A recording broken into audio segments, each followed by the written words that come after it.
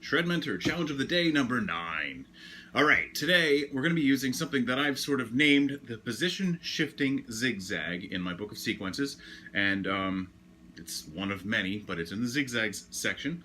And basically what this does is it involves 7 notes, but we're kind of approaching just diatonic scales with a 3-note per string type of approach. I'm going to be using the A harmonic minor scale.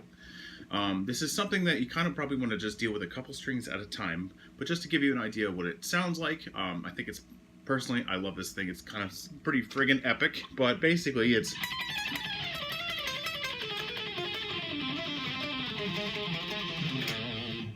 Alright, so let me break down what's going on, because it's really just one sequence the whole way through. That looks like a whole lot that I just did, but what it is one idea being applied every 2 strings. Alright, so it's 7 different notes, but again, I'm treating it like a 3-note per string scale. I'm starting on the second highest note that I'm going to play. This time my highest note's going to be C, but I'm going to start with B. Alright, and again, I'm following A harmonic minor, so the only thing that's sharp is going to be a G sharp. Right, but I'm going to basically start with 3 notes per string, and out of these 3, it's 2, 3, 2, 1, and I'm going to slide. And then from there, I'm going to go back up those notes, except for the C, right? So it's kind of B, C, B, A, G sharp with a slide. Now I'm going to go back up to A, B, A, G sharp, and then I'm going to descend to the next string from that particular scale. All right, so it's kind of like, if you're used to kind of going straight across the linear scales across the neck, I'm going to basically position shift down and then go to the next string. And I'm going to do that same thing, because ultimately I'm starting at the second highest note, kind of the middle of the 3 first notes. And I end on the lowest note, so I can just go up 1 note and then do it again from this point in the scale. Slide, go back up and down, and then go to the next string. That's just 3 notes on that string. And now I'm going to go up 1 note and do it again.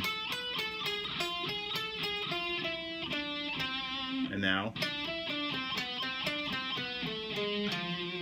go up a note, slide, down 3 notes, and I just happen to be right next to an A, so I kind of ended that way because why not, right? So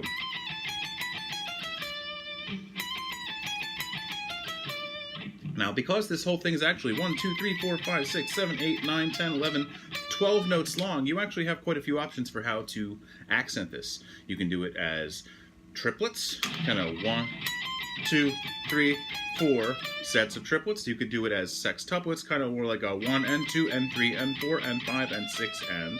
Or you could do it as 16ths in groupings of 4, like as if you're in 3/4. So like 1E and a 2E and a 3E and a.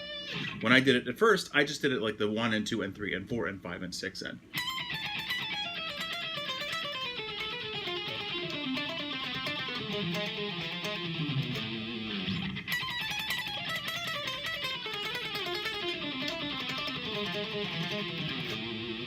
Alright, you give it a try.